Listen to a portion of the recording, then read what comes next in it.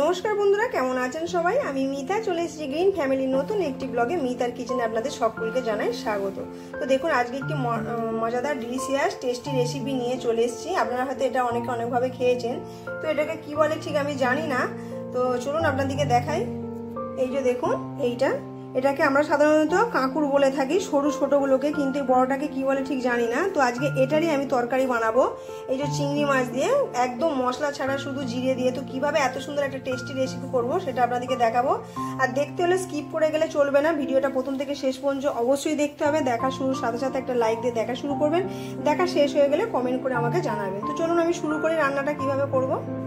তো চলুন বন্ধুরা, আপনাদেরকে দেখাই। আপনাদেরকে বললাম আমি একটা সবজি বানাবো, তো এটাকে কি বলে ঠিক জানি না। আপনারা যদি কেউ এটা জেনে থাকেন তাহলে কিন্তু আমাকে কমেন্ট করে অবশ্যই জানাবেন। কিন্তু আমরা এটা জানি, এটার এক ধরনের সরু সরু হয়, একদম আঙুলের মতন, শশার থেকে সরু সরু। তো সেটাকে বললি আমরা সাধারণত কাঁকুর। কিন্তু কালকে বাজারে যখন এটা কিনছিলাম তখন ওরা বললো আমাকে, কিন্তু কি বলেছে, গরমের মধ্যে মাথা থেকে বেরিয়ে গেছে। দেখুন, এই যে এক একটা থাকে যে ভেতরটা পুরো লাল হয়ে থাকে, কিন্তু এটা সেটা নয়, এটা একটু কচি আছে। তো এটা আজকে আমি চিংড়ি মাছ দিয়ে একটা তরকারি বানাবো, এটা খেতে খুব সুন্দর হয়। তো আপনাদেরকে সেটা আজকে আমি দেখাবো। তো আপনারা যদি আমার ভিডিওটা ভালো লেগে থাকে আমাকে কমেন্ট করে অবশ্যই জানাবেন। আর যেসব পুরনো বন্ধু আছেন, দিদিরা আছেন, তারা তো আমার পাশে থাকেন, আমাকে কমেন্ট করে জানান, আমাকে উৎসাহিত করেন, তার ফলে আমার ভালো লাগে। আর যেসব বন্ধুরা শুধু কমেন্ট করে চলে যান, সেই সব দিদিকে আমি অনুরোধ করছি একটু সাবস্ক্রাইব করে বেল আইকনটি প্রেস করে অবশ্যই পাশে থাকবেন। আমি সময় মতো ঠিক আপনাদের পরিবারে পৌঁছে যাব।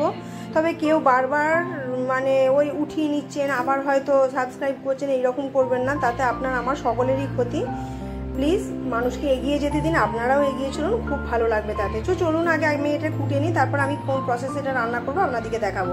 তবে হ্যাঁ দিদিরা, আপনাদেরকে কিন্তু অবশ্যই আমি এটা জানাচ্ছি, এটা আমাকে প্লিজ এটা কমেন্ট করে জানাবেন যে এটাকে কি বলে। আমি এটা কাঁকুরের তরকারি বলি, কিন্তু এটা রেসিপিটা শেয়ার করব। তো দেখুন, এটা কাটা হয়ে গেছে, এটার খোসা ছাড়ানোর দরকার পড়ে না। তবে আপনারা যদি মনে করেন ছাড়াবেন, ছাড়াতে পারেন। গোল গোল করে রিং করে তারপর 4 টুকরো করে নিয়েছি, দানাগুলো কচি আছে। তো চলুন এবার রান্নাটা শুরু করি। প্রথমে এগুলোকে আমি কি করব, প্রেসারে দেওয়ার পরে একটা সিটি দিয়ে নেব। তো চলুন, আর একটা প্রেসার নিয়ে নিয়েছি, প্রেসারের মধ্যে আমার জলও আছে, আগে এগুলো আমি দিয়ে দেব। তো দেখুন, প্রেসারের মধ্যে আমি দিয়েছি, প্রেসারের মধ্যে জলও আছে। এরপর আমি অল্প পরিমাণ লবণ দিয়ে দেবো, দিয়ে ঢাকাটা এঁটে আমি একটু সিদ্ধ বসিয়ে দেবো। এই দেখুন, জল দেওয়া আছে। তো দেখুন, কাঁকুরটা প্রেসারে, ছোট প্রেসারে আমি বড় গ্যাসটা সিদ্ধ বসিয়ে দিয়েছি। আর এদিকে কড়াটা বসিয়ে দিয়েছি, কড়াটা জেলেও দিয়েছি আমি। কড়াটার মধ্যে একটু সর্ষের তেল দিয়ে, দেখুন এখানে চিংড়ি মাছ রয়েছে, চিংড়ি মাছটা দিয়ে যেহেতু রান্না করব, তো চলুন আগে চিংড়ি মাছটা ভেজে নিই। তেলটা গরম হয়ে গেছে, এবার চিংড়ি মাছটা দিয়ে দেবো।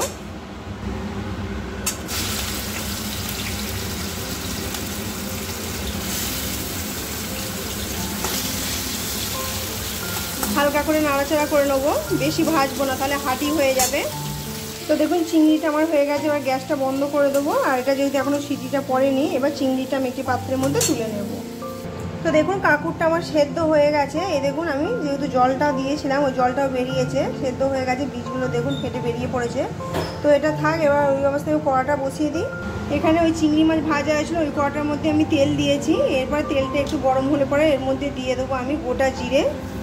গোটা জিরেটা আমি একটু বেশি করেই দিয়েছি, এখান থেকে একটুখানি চামচ করে জিরে ভাজা আমি তুলে নেব, যেটা সবার লাস্টে মশলা দেবো। এটার মধ্যে অন্য কোনো মশলা, আদা বলুন বা জিরে গুঁড়ো বলুন, আর কোনো কিছু ব্যবহার হবে না। তো দেখুন, এই যে জিরে ভাজাটা একটু চামচে তুলে রেখে দিয়েছি, আর এর মধ্যে দিয়ে দেবো 2 কাঁচা লঙ্কা।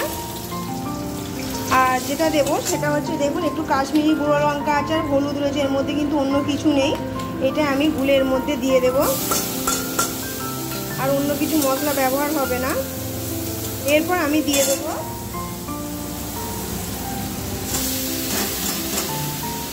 জল ঝরানো সেদ্ধ করে রাখা কাঁকুরগুলো, দিয়ে ভালো করে আমি একটু কষিয়ে নেবো। এটাতে অল্প একটু মিষ্টি দেবো।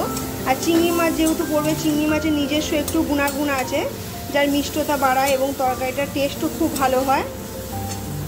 দেখুন, এটা ভালোভাবে আমার নাড়াচাড়া করে কষা হয়ে গেছে, দানাগুলো বেরিয়ে গেছে। তাই না হলে আপনারা যদি মনে করেন দানাগুলো বাদ দিয়ে খাবেন, তাও খেতে পারেন।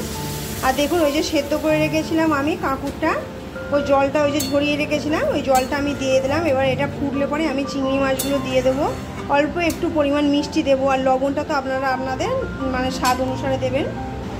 কার কার এই গরমের মধ্যে হালকা পাতলা রান্না মশলা ছাড়া ভালো লাগছে আমাকে কিন্তু দিদিরা প্লিজ অবশ্যই কমেন্ট করে জানাবেন। আর যেসব দিদিরা আপনারা নিজেরাও রান্নাবাড়ি দিচ্ছেন সত্যি খুব ভালো, আমি অনেক কিছু শিখছি আপনাদের কাছ থেকে, সব কিছু তো সবার জানা থাকে না। তো দেখুন এবার এটা ফুটতে শুরু করেছে, এর মধ্যে আগে থেকে ভেজে রাখা চিংড়ি মাছগুলো দিয়ে দেব, এরপরে ভালোভাবে মিশিয়ে নেব। আর এইদিকে যে মশলাটা রয়েছে জিরেটা, এটাকে সাধারণত বলা হয় হাতা বাটা, কারণ এই যে হাতা বা চাটুর মধ্যে তোলা হয় বলে সেই জন্যে। আমার চিংড়ি মাছের পরিমাণটা একটু কম হয়েছে, আপনারা চাইলে একটু বেশি করে দিতে পারেন, আপনারা চাইলে আলুও দিতে পারেন, কারণ তো আমি আর আলু দিলাম না। তো চলুন এই হাতা বাটাটা আমি বেটে নিই। হাতা বাটা দিয়ে আমার কাঁকুর চিংড়ি, এরপরে দেখুন এই যে মশলাটা আমার হয়ে গেছে, বেটে নিয়েছি, এই যে শিলটাতে হাতা বাটাটা এটা আমি দিয়ে দেবো। এটা তরকারিটা কিন্তু টেস্টটা কিন্তু সত্যি খুব অপূর্ব হয়। এবার এটা আমার হয়ে গেছে, নাড়াচাড়া করে আমি নামিয়ে নেব। তো চলুন আজকের মতন ভিডিওটা আমি এখানেই শেষ করছি। আপনারা সবাই ভালো থাকবেন, সুস্থ থাকবেন, সাবধানে থাকবেন। আবারও একবার বলছি, যদি আমার ভিডিও ভালো লেগে থাকে আমাকে কমেন্ট করে অবশ্যই জানাবেন, আর একটা লাইক করে দেবেন, পাশে থাকবেন, সাথে থাকবেন, সঙ্গে থাকবেন। নুন মিষ্টি একদম পারফেক্ট হয়েছে, আর কালারটাও খুব সুন্দর এসছে, মশলা ছাড়া কাশ্মীরি গুঁড়ো লঙ্কা দেওয়ার ফলে কালারটা এসেছে। তো চলুন একটি পাত্রের মধ্যে ঢেলে আপনাদেরকে আমি দেখাচ্ছি। তো দেখুন আমার কাঁকুর চিংড়ি রেডি।